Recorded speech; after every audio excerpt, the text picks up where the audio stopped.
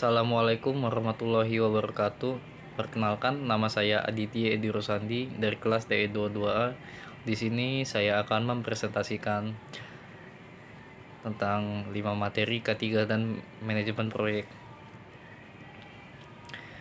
Yang pertama itu pengenalan bahaya, yang kedua inspeksi dan observasi, yang ketiga izin kerja, yang keempat lototo, yang kelima chemical handling.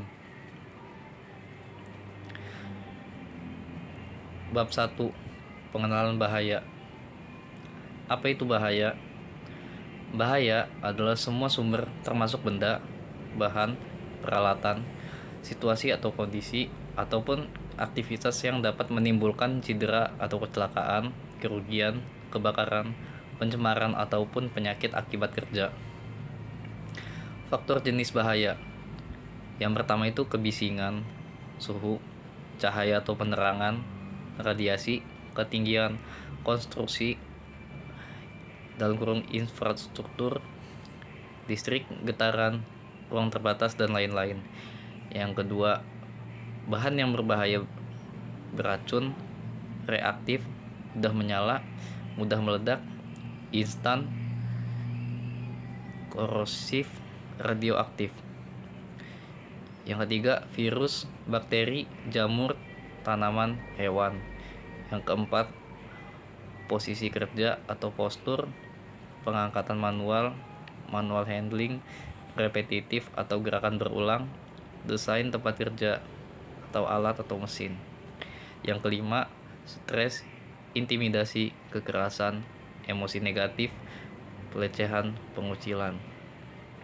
Resiko, kemungkinan satu atau lebih keadaan bahaya yang dapat terjadi yang mengakibatkan cedera atau kecelakaan, kerugian, kebakaran, pencemaran, ataupun penyakit akibat kerja. Penilaian risiko adalah hasil perkalian antara nilai kekerapan atau frekuensi dengan nilai keparahan suatu risiko.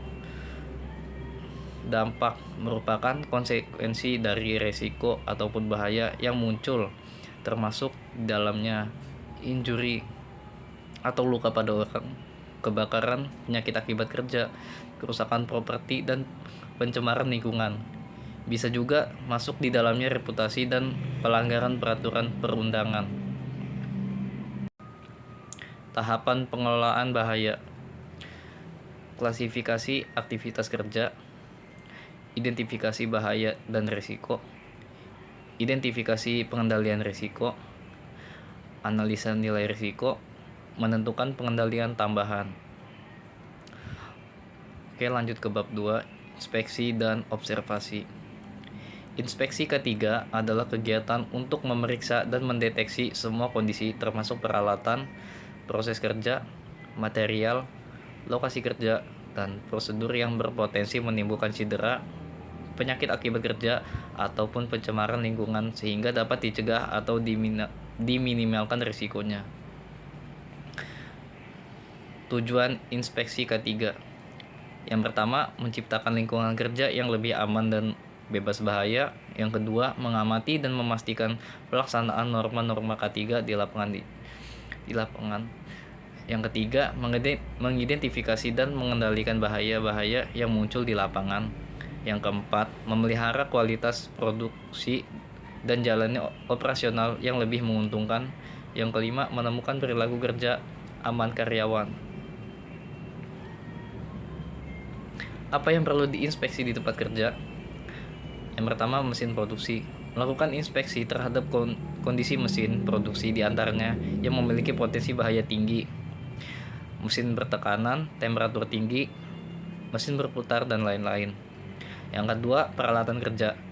Memastikan semua peralatan kerja yang digunakan dalam kondisi baik fungsi, tools, alat berat termasuk alat angkat-angkat beserta perangkatnya.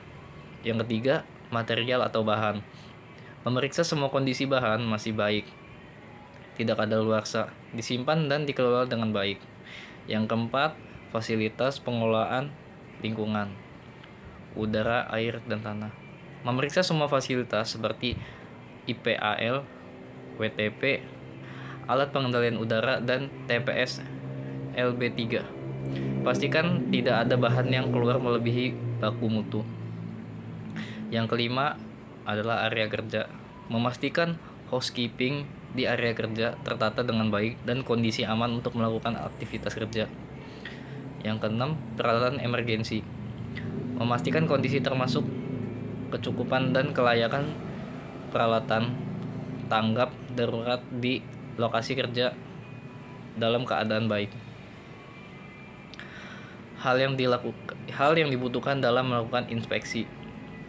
Yang pertama, pengetahuan tentang peraturan dan prosedur K3. Yang kedua, pengetahuan tentang undang-undang K3 atau standar internasional. Yang ketiga, pengetahuan tentang potensi bahaya. Yang keempat, pengalaman dengan prosedur kerja.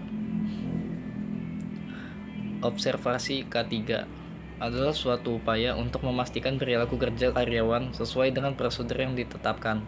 Hal ini bertujuan untuk menghilangkan atau meminimalkan tindakan tidak aman yang membahayakan dalam pekerjaan. Hal apa yang diamati dalam observasi?